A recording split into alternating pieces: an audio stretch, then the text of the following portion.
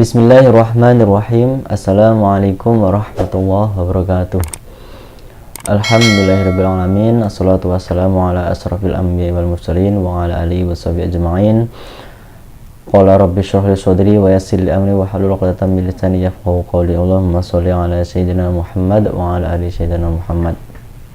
Alhamdulillah, segala puji bagi Allah yang telah memberikan kita nikmat kesehatan, nikmat iman, nikmat Islam, nikmat kesempatan, sehingga dengan nikmat itu Allah masih beri kita kesempatan untuk bisa hadir dalam majelis ilmu, walaupun mungkin saat ini masih kita lakukan secara daring. Mudah-mudahan tidak mengurangi keberkahan dan Allah senantiasa berikan rahmat kepada kita.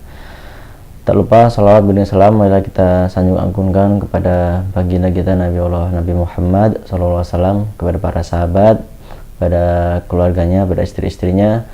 Mudah-mudahan kita mendapatkan syafaat yang dimiliki kiamah. Amin ya rabbal alamin. Teman-teman yang dirahmati Allah SWT, jadi salah satu perang yang dipimpin langsung oleh Rasulullah SAW adalah perang Khandaq atau perang Parik. Jadi perang itu terjadi pada tahun 5 Hijriah. Jadi pada saat itu perang itu terjadi setelah perang Uhud. Nah, kaum musyrikin kafir Quraisy itu bekerja sama dengan orang-orang Yahudi. Mereka merencanakan mereka berkoalisi untuk memerangi kaum muslimin. Nah, berita itu terdengar oleh Rasulullah SAW. Akhirnya para Rasulullah dan juga para sahabat itu bermusyawarah di Masjid Nabawi. Bermusyawarah di masjid. Nah, ketika musyawarah, sahabat Salman Al-Farisi itu mengusulkan kepada Rasulullah. Salman Al-Farisi ini arsitekturnya kaum muslimin lah. Jadi beliau mengusulkan kepada Rasulullah, bagaimana kalau kita membuat parit. Jadi dikatakan begini-begini. Jadi parit itu dibuat di utara, di sebelah utara kota Mekah sampai selatan. Nah, jadi posisi paritnya itu 10 km dari kota Mekah. Jadi seperti itu. Jadi dibuatlah parit, kata usulan Salman Al-Farisi. Nah, usulan itu disetujui oleh Rasulullah SAW. Akhirnya selama 10 hari kaum muslimin dan Rasulullah itu ikut terjun juga dalam membuat parit. Jadi Masya Allah, jadi nggak mentang-mentang beliau Rasul, nggak mentang-mentang beliau Nabi, akhirnya nyantai aja ngeliatin para sahabat. Wih Bilal, ini, wih Abu Bakar, nggak gitu. Rasulullah ikut juga dalam membuat parit. Jadi Masya Allah, akhirnya dalam 10 hari mengerjakan parit itu terbentang dari utara sampai selatan kota Mekah. Panjangnya itu kurang lebih 5,5 meter, lebarnya itu 4,6 meter, dan dalamnya itu kurang lebih 3 meter. Jadi kuda itu sampai tidak bisa menyeberangi parit tersebut. Jadi cerdasnya Salman Al-Farisi ini Masya Allah, ini kisahnya terdengar sampai hari ini. Nah, akhirnya, dan itu jumlah pasukan perang itu juga nggak masuk akal. Jadi orang kafir Quraisy itu kan bekerja sama dengan orang-orang Yahudi. Mereka itu karena berkumpul kan, jadi pasukan mereka itu sampai 10.000, dan pasukan kaum muslimin itu cuma 3.000. Jadi Masya Allah. Nah, tiba di hari peperangan, penyerangan orang kafir Quraisy, akhirnya mereka tidak ada yang bisa melewati parit tersebut. Dan qadarullah, di kalangan mereka itu juga terjadi perpecahan. Jadi di antara mereka, orang-orang kafir, orang-orang Yahudi itu terjadi perpecahan. Karena orang Yahudi itu nggak mau berperang ketika hari Sabat atau hari Sabtu, karena itu kan ibadahnya mereka ya, ibadahnya orang Yahudi. Tapi orang-orang kafir Quraisy yang Mekah tetap ngotot, kamu harus tetap ikut perang hari Sabtu, tapi tetap nggak mau. Akhirnya pecahan, orang Yahudi akhirnya pulang. Lalu dikisahkan juga pada saat itu ada angin yang datang di perkemahan mereka. Jadi angin itu sangat dingin sekali, membuat mereka menggigil kedinginan. Tenda-tendanya pada hancur roboh. Akhirnya porak-poranda lah mereka. Itu ini bantuan yang Allah kirimkan kepada kaum muslimin. Jadi akhirnya ya mereka tidak ada juga parit yang di ujung yang agak ada yang agak kecil ya, mereka ya mereka bisa lewat ke parit yang ujung yang kecil itu, nggak terlalu lebar itu, tapi kesigapan dari Sayyidina Ali bin Abi Thalib akhirnya bisa menuntaskan orang kafir yang bisa melewat di parit itu. Akhirnya ya itulah kuasa Allah ya. Jadi masya Allah dan Rasulullah dan juga para sahabat itu sangat luar biasa. Nah, ada kisah yang luar biasa di sela pembuatan parit ya. Jadi pada saat itu ada batu yang besar yang menghalangi kaum muslimin untuk ketika membuat parit itu, mengeduk, apa sih bahasa Indonesia, menggali. Nah, para sahabat itu ada yang ngadu sama Rasulullah, ya Rasulullah, ada sebuah batu besar yang kami tidak bisa menghancurkannya. Kata Rasulullah, baik, aku saja yang akan menghancurkannya. Rasulullah sendiri nih yang menghancurkan batu. Akhirnya ketika beliau ingin menghancurkan, kan mengangkat ini ya, alatnya ya, itu kelihatan perut beliau itu diganjel dengan 2 batu. Masya Allah, ini sangat lapar loh Rasulullah loh. Ada para sahabat itu diganjel juga, tapi hanya 1 batu. Kalau 2 batu kan berarti sangat lapar gitu loh. Ini sahabat yang melihat itu ada yang menangis, ada yang tertunduk, ada yang ya sedih lah. Ini Rasul loh, Nabi kita loh. Ibaratnya kalau misalnya Rasul meminta para sahabat untuk dimasakkan kambing, bakalan dimasakkan, untuk dimasakkan apapun yang Rasul minta, para sahabat pasti akan minta. Tapi inilah Rasulullah. Bahkan pernah juga dikisahkan Sayyidah Aisyah 3 hari itu nggak ngebul, rumahnya tuh nggak ngebul, jadi nggak ada makanan.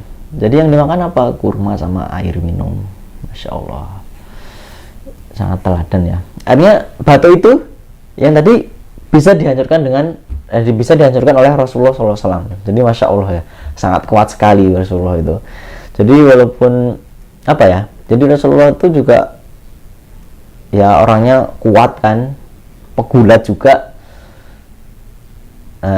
Pernah bergulat dengan orang kafir Quraisy yang tinggi besar, tapi orang itu kalah ya. Pernah gulat sama Rasulullah. Luar biasa fisiknya beliau.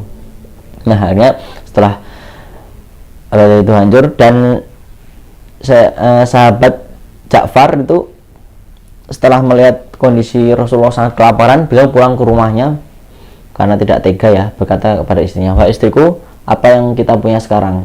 Kata istriku, istriku lagi, saya belum punya istri ya. Kata istri Ja'far, "Aku hanya punya gandum dan juga anak kambing."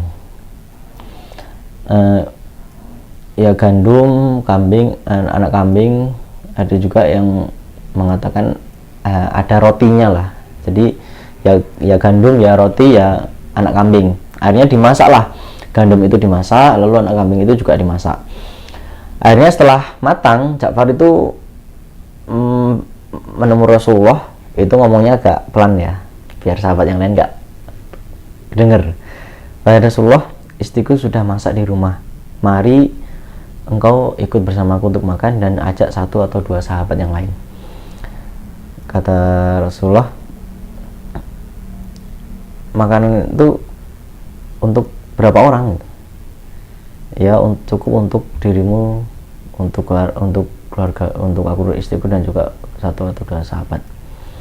Akhirnya bukan memanggil 1 atau 2 sahabat, Rasulullah memanggil seluruh pasukan perang Khandaq ya, kan terdiri dari kaum Muhajirin dan juga kaum Ansor.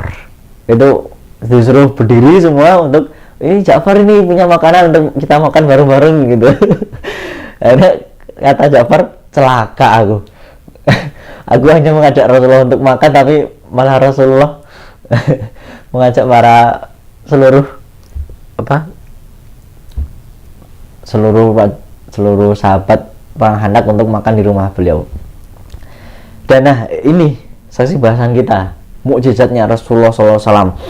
Jadi Rasulullah kan dalam rumah Ja'far ya, jadi biar aku yang memberikan langsung kepada para sahabat. Akhirnya sahabat itu dikatakan jangan berdesak-desakan, masuk 10 orang 10 orang. Jadi 10 orang masuk, Rasulullah yang mengambilkan roti, dikasih daging, lalu 10 lagi masuk, roti dikasih dicampuri daging. Selesai semua sahabat, 3.000 sahabat semua makan dengan kenyang. Maksudnya semua 3.000 sahabat itu dapat jatah makan loh. Ini kalau cara logika nggak masuk akal. Ini Ja'far ini ya domblong lah. Ini kok bisa ya? Akhirnya setelah selesai para sahabat, ya Rasulullah dan juga Ja'far itu melihat makanan yang ada di tungku dan juga itu masih persis seperti semula.